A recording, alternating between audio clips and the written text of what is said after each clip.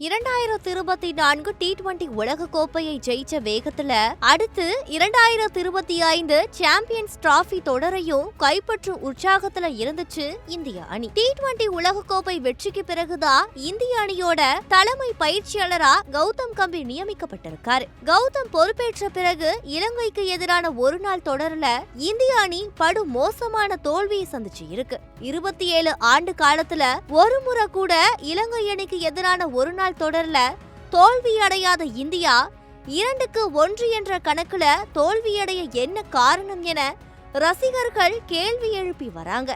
இது இந்திய அணி முழு பலத்தோட விளையாடுறதால ஏற்பட்ட தோல்வி இல்லைன்னு கம்பீர் இந்திய அணியை வச்சு செய்யற புது எக்ஸ்பெரிமெண்ட்னால தான் இப்படி ஆகுதுன்னு பல விமர்சனங்கள் வந்த வண்ணம் இருக்கு.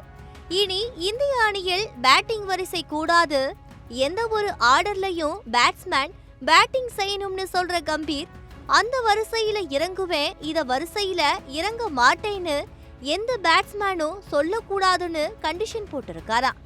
அதே மாதிரி 5 முழுநேர பந்து வீச்சாளர்கள் 2 ஆல்ரவுண்டர்கள் என்ற அடிப்படையில இனி அணி இருக்கக்கூடாதுன்னு நினைக்கிற கம்பீர் பேட்ஸ்மேன்கள் அனைவரும் பந்து வீசணும் அப்படின்ற விதியையும் கொண்டு வந்திருக்காரு. இதனாலேயே தான் இந்த தொடர்ல சுப்மன் கில், ரோஹித் சர்மா, ரியான் பராக் போன்ற பேட்ஸ்மேன்கள் எல்லாரும் பந்து வீச்சுல ஈடுபட்டு வந்தாங்க.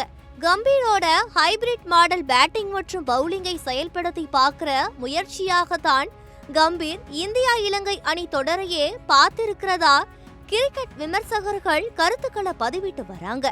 இதனாலேயோ என்னவோ முதல் போட்டியில டிராவ், இரண்டாவது போட்டியில 32 ரன்கள் வித்தியாசத்துல தோல்வி மற்றும் மூன்றாவது போட்டியில 110 ரன்கள் வித்தியாசத்துல தோல்வின்னு மோசமான ரெக்கார்டை பதிவு பண்ணிருக்கு இந்திய அணி.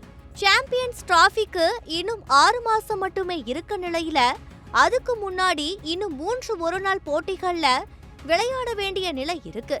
ஏற்கனவே இந்த தோல்விகள் மற்றும் அதனால வந்த விமர்சனங்களால வீரர்கள் தன்னம்பிக்கையை இழந்து நிக்கிறாங்க.